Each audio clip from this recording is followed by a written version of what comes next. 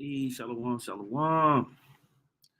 First and foremost, I want to say call halal Yahweh by Hashem Yahweh Shai by Hashem Rakah HaKodash. We send double honors to the apostles and the elders of Great Millstone. Send much peace, love, salutation to you, Aki. I'm out there pushing the word of Yahweh Hashem Yahweh Shai in sincerity and truth. This is Brother Ariala. And on this lesson, I just want to touch on Daniel chapter 7, verse 8. This was touched on in this lesson here from my quarterback, my teammate. Now, from Elder Yashawamba, the head of here in GMS Dallas, he touched on this. I'm actually going to play a portion of his video. If you have not watched this video, very, very good video where he basically covers all of Revelation chapter 17. It's a great listen. I suggest you definitely get your notepads out if you have not taken notes on this, because he goes through a lot of breakdowns. But he touches on Daniel 7 and 8. And what I want to do is just go over the history of Daniel chapter 7, verse 8. I'm going to try. What I've done is just try to condense it into some short clips, some 2-3 minute clips, and kind of go over the transition of power as we saw the rise of America from the time of the 13 colonies. One of the interesting things that you'll notice is, number one, what you should take note of is that this one little verse is packed with history to get the full understanding of the 3 of the 4 first horns being plucked up by the roots. It's packed with history, and it's the same thing when you go here to Revelation chapter 17, verse 10, and it says, "And there were 7 kings, 5 are fallen, and 1 is, and the other is not yet come. And when he cometh, he must continue a short space." Okay, and so when you understand these kings, we want to talk about the Greeks, the Romans, Germania Major, Germania Minor, French, Spain. Okay, when you hear all of that, this is swaths in the centuries of information and history. Now, when you get to the 7, which is the British, and that leads into the 8th, which is America, just one or 2 verses is literally thousands and hundreds of years of history that you have to go through. So right now, what I want to do is go over this short part. And as you can see, man, I want to read this Psalms 140:1. "Deliver me, O Lord, from the evil man. Preserve me from the violent man, which imagineth mischiefs in their heart. Continually are they gathered together for war." And as you listen to this history, you're going to get just a small glimpse of Esau's perpetual warlike history, because it's literally just one skirmish after another. And when you understand Daniel 7 and 8, and that's in the midst of us being in slavery, that's in the midst of the Native Americans being taken down, all of these things are happening in the midst of all of this to lead to what we understand as the Babylon the Great. Okay, so this is the rise of America and its preeminence and hegemony over the earth. With no further ado, I'm going to play this clip, and then this is just going to be kind of a history thing, and we'll close out. The miracles, okay, his industrial revolutions, going back, starting at the British, which were able to afford themselves through the power of America that came out of the British. Okay, there's science.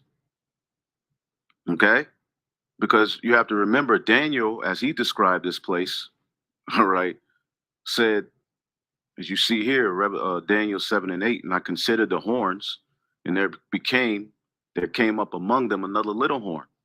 Out of the 4th beast, which is Rome, came another little horn. This is Babylon the Great, before whom there were 3 of the first horns plucked up by the roots: Spanish, French, the British, the Revolutionary Wars." All right, led to eventually, all right, the 13 colonies being established. All right, out of the British, and then eventually through witchcraft, and there, you have the 50 United States.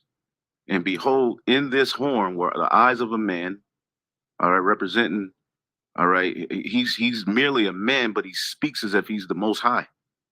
His science, and a mouth speaking great things. See that? A mouth speaking great things. And see, it will be through this system, the revival of this beast system, the seven-headed, ten-horde beast system, that ultimately the destruction will come. Yep. And so now, if you want to understand that little history a little bit more, what I'm going to do is just go and talk a little bit about some of this history. And one of the first things that we want to note is the French and Indian Wars. Okay, so when you look at the landscape of America during this time, which they're going to show maps and stuff like that within these little clips, you'll see that you had the 13 colonies, like the elder talked about. They were dominated by the British, and then you had French territories in the landscape of America, and then you had Spanish territories in the landscape of America. And amongst all of that, you also had you had Gad and the Seminole Indians all scattered throughout, right?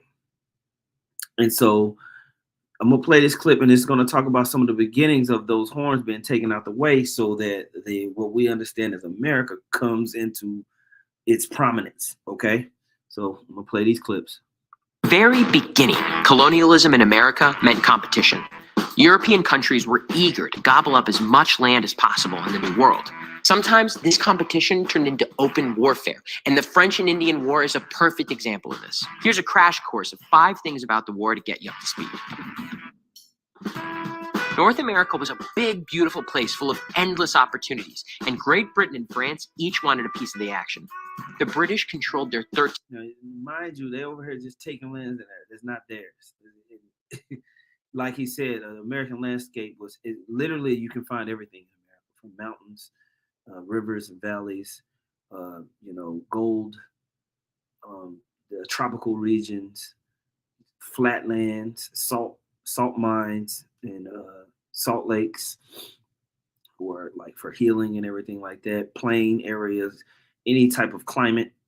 So the landscape of America is functionally is absolutely ridiculous. All right, it's just plush. It literally is the fatness of, it's crazy. 13 colonies and were looking to expand west. The French occupied Canada and were looking to expand south.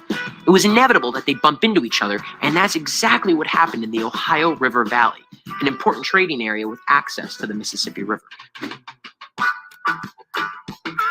The French and Indian War marked the debut of 21-year-old George Washington, a lieutenant colonel for the militia in the British colony of Virginia.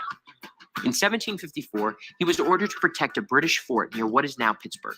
On the way, Washington encountered a French military unit, and the two sides fought in the first battle of the French and Indian War, the Battle of Jumonville Glen.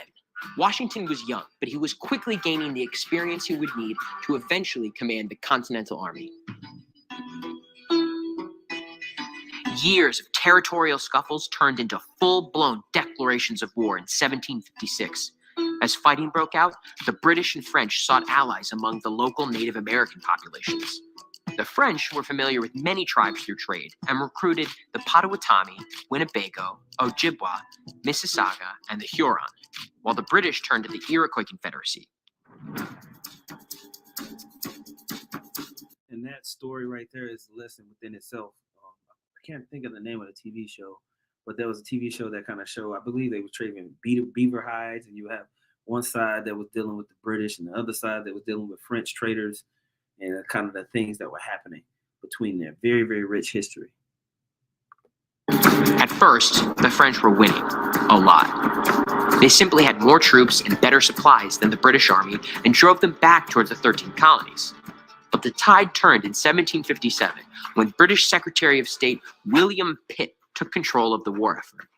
Dreaming of a vast British empire, he made it his mission to defeat the French in North America, pouring in generous funds to beef up military resources on the ground. The war ended with the French defeat at the Battle of Quebec and the signing of the Treaty of Paris in 1763. The British gained control of Canada and all land east of the Mississippi River. It may seem that the British made out well after all was said and done, but there was a catch. You see, William Pitt borrowed heavily to finance the French and Indian War, which left his nation in tons of debt. To make up for it, the British taxed American colonists up the wazoo. Americans didn't particularly appreciate this. Now, this also kind of hints at how you see how these bankers are really controlling all these wars in the background. You have these rich families that are funding these wars from Europe. So as these wars are going on, money is being borrowed, deals are being made in the back end on how and who and what and why is going to be controlled. All right. So in the midst of the French and Indian War, as they begin to sign these treaties to make this deal, you have the American colonies starting to rise up because they're being taxed out the wazoo. So now you're starting to see something lead up into what we understand as the American Revolution against the British. It's all tied together. Years of protests, rallies, town hall meetings, and petitions would eventually lead to the American Revolution and the creation of the United States. The French and Indian War may not have had the glorious battles or fearless heroes of other great conflicts, but it was one of the most consequential wars in American history. It also opened the eyes of a young military leader to the tyranny of the British, a man who would go on to be the first American president. So that's where he became a great general, George Washington, in those French-Indian Wars. Now, when they made that deal with the French, when the British made that deal with the French, they didn't remove France from America, like the dude said. We're gonna go on this side of the Mississippi River. Y'all gonna go on that side of the Mississippi River. So this is that what's called the Proclamation of 1763, which is a critical proclamation that leads into the American Revolution. So I'm gonna play this clip and it's gonna highlight that. Okay. The year 1763, American colonists had just finished fighting the French and Indian War on behalf of their British overlords. In return, the British gave Americans parcels of land west of the Appalachian Mountains. At first, the Americans were happy, but that would soon change. Here are 5 things that you need to know about the Proclamation of 1763.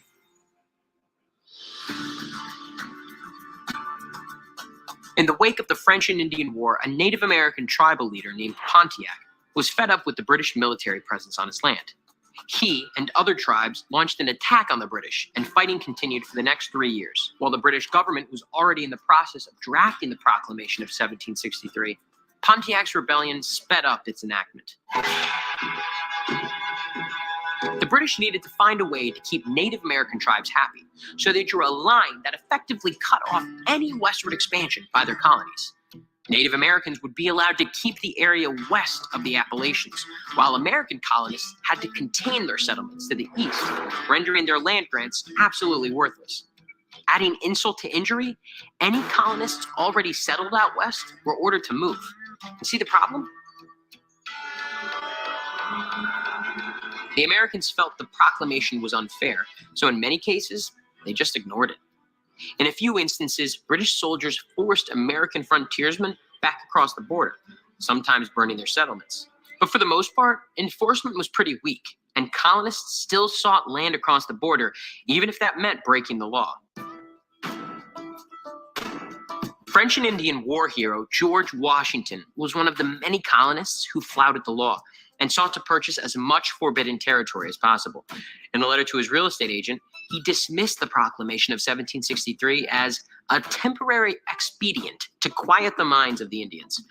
In other words, Washington believed the proclamation would be repealed someday, and when it was, he wanted to already have a claim to this land. One of the unintended but most significant effects of the proclamation was the universal hatred for the British it created throughout colonial America. This is one of the earliest circumstances that created an American identity, because for the first time, the 13 colonies had something in common. The British promised them land, and they didn't get it. If you're looking to find cause... Now, so when you go and look into this, the Edomites, the American Edomites, so to speak, were impoverished, they paying all these damn taxes, weren't able to kind of get the jobs and get the land rights that they dreamed of and wanted. So when you go around to the local cities, you know, Boston, all these other areas, they just complaining. Everybody complaining, and they're starting to set up militia groups and everything like that. You're kind of starting to see that happen here in America now. All right. So there's nothing new under the sun where people are just complaining. You go to a pub during the day and go talk to Esau, They're complaining. They're complaining about Biden. They're complaining about too many immigrants crossing over the border. They're complaining about not having the right type of benefits. Nothing new under the sun. So this type of stuff was happening during this time when the British were still in control.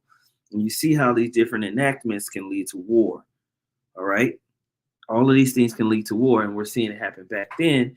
And like we said, this just highlights one scripture in Daniel, the seventh chapter. All right. So let's keep listening. Causes for the American Revolution, one of the earliest and least obvious is the Proclamation of 1763. King George thought he could contain the colonist settlements, though what he could not contain was their freedom. Right, yeah, so-called freedom, as they were demolishing the Native Americans and taking their lands and resources and using you so-called Negroes for free labor to catapult themselves, okay? But anyway, so all this dissension leads into what we understand as the American Revolution, all right? And so the American Revolution set up America, but it didn't make it come to its fullness, all right? We don't get to its fullness until later on. I'll explain that at the very end. But everything's starting to be set up, right? For that eighth that comes out the seventh that we read about in Revelation 17 and 11, okay? So let's go back to this.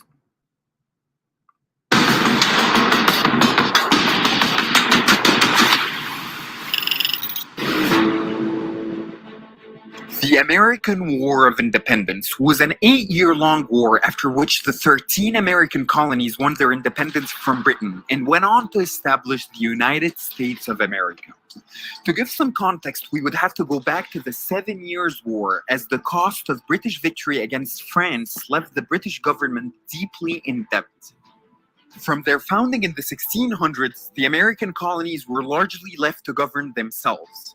Attempts by the British to raise revenue by taxing the colonies were met with heated protest among colonists, who resented their lack of representation in the British Parliament and demanded. Yeah.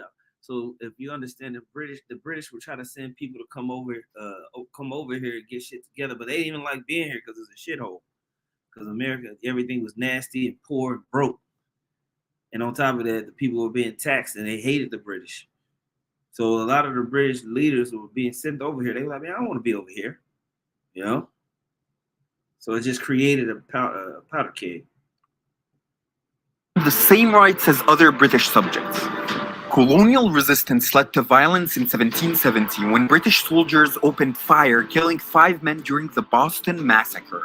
3 years later, Bostonians boarded British ships and dumped their tea cargoes into Boston Harbor as an act of protest against British taxes known as the Boston Tea Party. The outraged British Parliament passed a series of punitive measures designed to reassert authority in Massachusetts. In response, a group of colonial delegates, including Washington, John, and Samuel Adams, met in Philadelphia to denounce taxation without representation, as well as the maintenance of the British Army in the colonies without their consent, but did not go so far as to demand independence. In April 1775, local militiamen clashed with British soldiers in Massachusetts, marking the start of the Revolutionary War. The Second Continental Congress, including new additions Benjamin Franklin and Jefferson, convened in Philadelphia and appointed Washington to create a Continental Army and oversee the capture of Boston. American enthusiasm gradually waned due to the dangers of the war, and colonies were compelled to entice soldiers who were mostly unexperienced, young, and poor men with offers of cash and land bounties. The key point of the American Revolution was the Congress' decision to transform the Continental Army into a standing army of soldiers doing long-term service rather than one-year enlistments and volunteering. Also, beginning in 1778, the Continental Army enlisted African Americans, a practice that Congress had initially forbidden. Although the Revolution's first major battle ended in British victory, it lent considerable encouragement to the revolutionary cause, as the less trained American forces inflicted heavy casualties on the British at the Battle of Bunker Hill. By 1776, a growing majority of Americans had come to favor independence, and on July 4th, the Continental Congress voted to adopt the Declaration of Independence, drafted by a 5-man committee including Franklin and John Adams, and written mainly by Jefferson. Thomas Paine's pamphlet Common Sense, which was widely reprinted, significantly boosted public support for independence. The same month, the British government sent a large fleet, along with 34,000 troops, to New York, from which Washington was forced to retreat. Pushed across the Delaware River, Washington fought back with a surprise attack in Trenton and won another victory at Princeton to revive the rebels' hopes. One of the key moments during the American Revolution was the American victory under General Gates at the Battle of Saratoga, prompting France to enter the war openly on the American side. The American Revolution had become a world war as France and then Spain joined the colonies against Britain, to which they had bitterly lost territory at the conclusion of the 7 Years' War. Following Philadelphia's capture by the British Army, the American troops retreated, and it's funny how you see how Esau switch sides and move around and do this to make sure everything. We're gonna see that when we read at the bottom of Revelation, the 17th chapter, it talks about how those 10 horns are gonna shall hate the whore. So just like the Spanish and the French teamed up with America to win the American Revolution, we're gonna start to see opposite things happen against America, because now America is the colonizer and the one that's taxing everybody and controlling the economy, and not the British. And this is how these things operate and function when you will look at war, World War even, all right? and greatly benefited from training and discipline provided by the French. After failing to crush the rebellion in New England, the British turned their attention to the south and initially achieved multiple spectacular victories. In 1781, however, a joint Franco-American land and sea campaign forced the British to surrender in Yorktown, Virginia, as a French fleet prevented British reinforcement or evacuation. The Siege of Yorktown practically marked the end of the American Revolution, and 2 years later, Britain recognized the United States of America at the Treaty of Paris, making it the first nation to achieve independence from the British colonial empire. Washington would become the first American president, and 30 years later, Britain would enter into a new conflict with the US known as the War of 1812. Besides eliminating the formal nobility and recognizing the equal inheritance rights of daughters and widows, the American Revolution brought some radical changes at the time, such as replacing the imperial monarchy with an elected government system that didn't have a king. On the flip side, slaves, who represented up to 30% of the American population, were held as property and were not considered equal to whites. Furthermore, women couldn't vote, and neither could white men. Boom. So that talks about the beginning parts of America, like the guy just said. There was still the War of 1812 to go on, but what happens in this time is you have George Washington and then a few more we was presidents. But that land that the French held, this is a critical aspect of America getting that land, is in 1803 with the Louisiana Purchase. All right, so this move right here, it was a big move, real big move to expand America and gain more prominence. So as you can see, over the course of a few decades, all these things is happening. All right. Hello. Mind you, a whole bunch of shit is happening over in Europe, that's putting America in even better positions. They was mentioning how they was taking out all of these different loans from these different bankers, these different families, in order to fund these wars. Okay. But we don't see it start to really take serious effect until we get into the 1900s. And we're leading up into that. Hello and welcome to History Pod.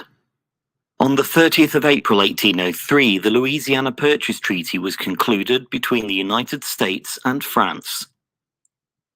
The city of New Orleans offered important access to both the Mississippi River and the Gulf of Mexico. It was therefore vital to American trade and the provision of supplies to the new Western territories that were being settled at the time.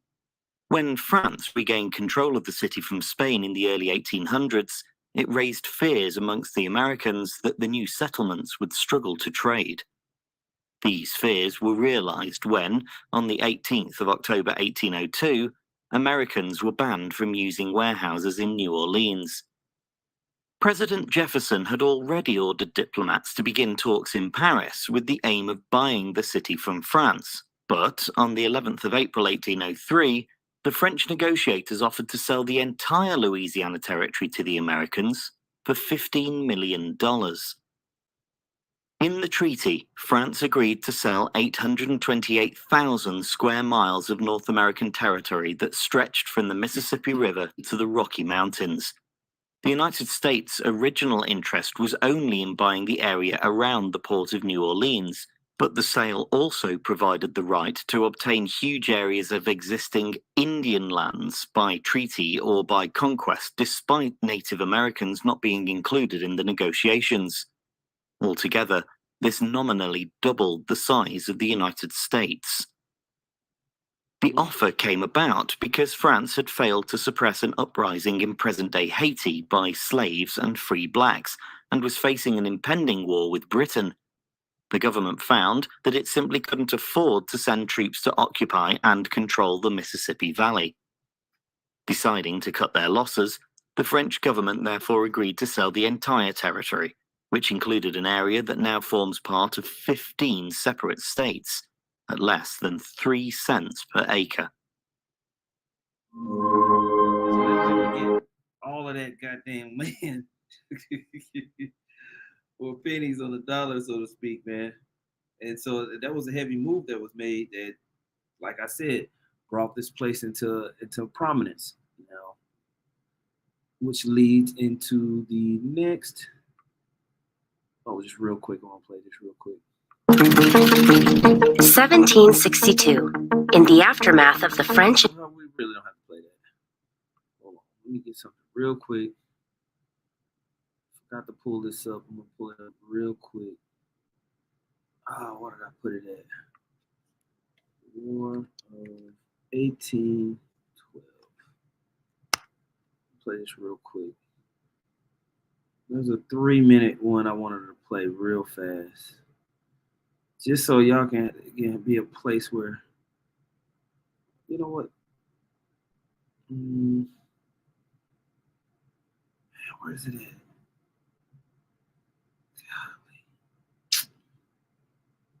I'll have to just play this one because I don't know where the other one is at. And I don't want to play a long clip. I'll play this one.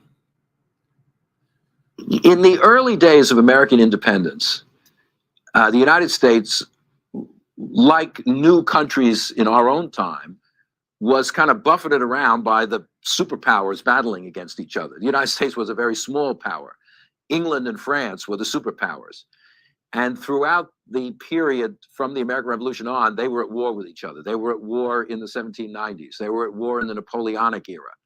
And both England and France at least wanted the United States not to help out the other side.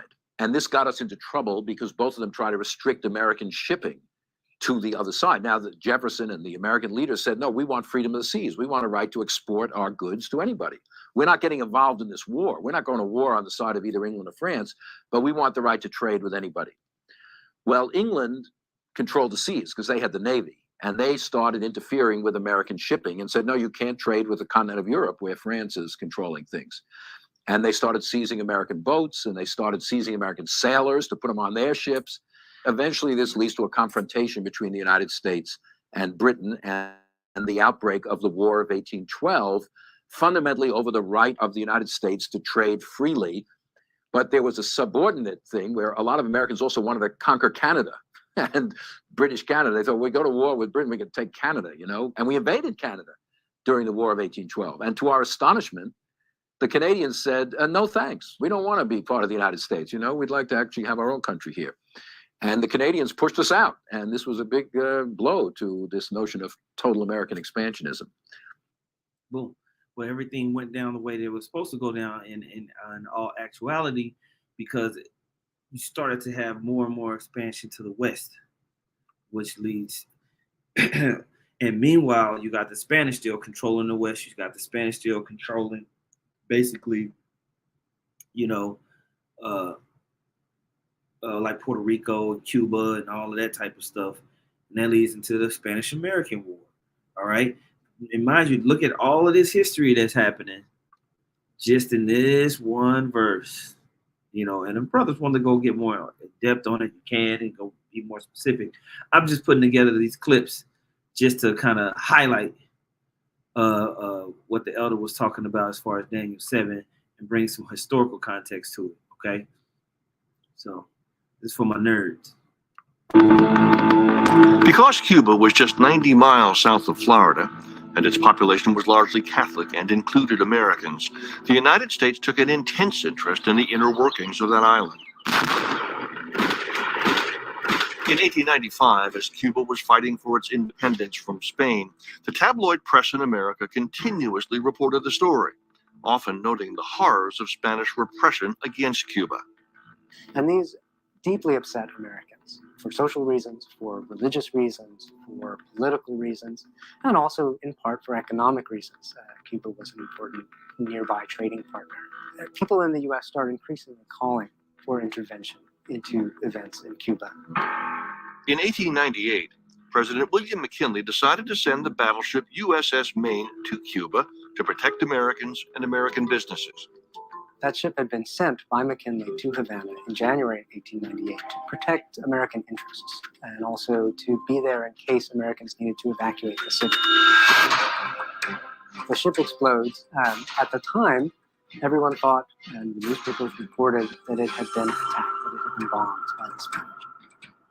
A much later investigation, actually in 1976, confirmed what many people in the Navy, even then, some of them actually thought, which was that it was an internal explosion to the ship itself. The details may have been murky, but the tabloid press called for a war against Spain. The sensational headlines and thinly reported stories came to be known as yellow journalism, named for the yellow ink used in a cartoon in one of the newspapers, Joseph Pulitzer's New York World. The sensational coverage by the tabloids spread anti-Spain sentiment throughout the United States. At first, President McKinley hesitated to take action, but the pressure to go to war with Spain mounted.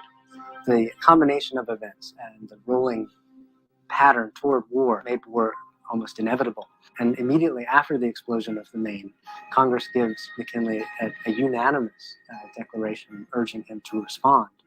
And a few weeks later, he goes back and asks for a formal declaration of war, and that passes easily in April of 1898. Soon, the war with Spain escalated beyond the Caribbean and into the Pacific Ocean. Admiral Dewey was ordered to attack the Spanish fleet at Manila Bay in the Philippines, another of Spain's territories. He accomplished this quite easily, only a few weeks after Congress declared war. The initial war with Spain was a war, in many ways, to liberate Cuba. And only later did it become a war to acquire the Spanish Empire. The Philippines is a turning point in that moment. The U.S. Navy primarily conquers the Philippines quite easily in 1898. By the end of the war with Spain, 6 months later, the United States had control of Cuba, Puerto Rico, and the Philippine Islands. Boom. So all of this kind of set America up to, basically take over the major continent. The major country that we see now. Now, I'm not going to go over this part because if you go to this video from Elder Yashawamba, he touches in and goes in on this part where you start to see the major rise of America happens when you come into the 1900s and you go into World War II. You have the Industrial Revolution, you have World War I and World War II. After World War II, and Europe is completely demoralized and destroyed, then you have them set up like the Treaty of Rome and all of this and all of that. Well, America is pretty much untouched, and they've been having all this slave labor for such a long time, and basically cheap labor, going through Jim Crow and everything like that. That now it's the preeminent boss of the bosses, okay, in the world. The America that we see today. So, definitely I highly suggest you go watch this video. It's on Remnant Save 144 called Revelation 17, The Doom of the Great Whore, where he goes into the rise of America and ultimately how it's led into perdition. I just wanted to add in that historical part. There is other pieces of history. If you're interested to go check it out. where you get deeper into the rise of France, the rise of Spain, and then also the rise of Germania Minor or Inferior, and Germania Major or Superior. And you can go into that history as well, just to get more historical context if you choose so. Really, the most important thing is to understand in general what the prophecies are talking about, but it's always good to know some history, so you know what time periods and certain situations that are being referenced. So Lord willing, that was edifying and kind of adds a little bit of layers to the scripture for you. With that being said, I'm going to say, call hello, Yahweh, by Hashem, Yahweh Shai, by Hashem, Kodash, double honor to the apostles and elders of the millstone. Much peace, love, and salutation to y'all came up out there pushing this word in sincerity and truth. Shalom.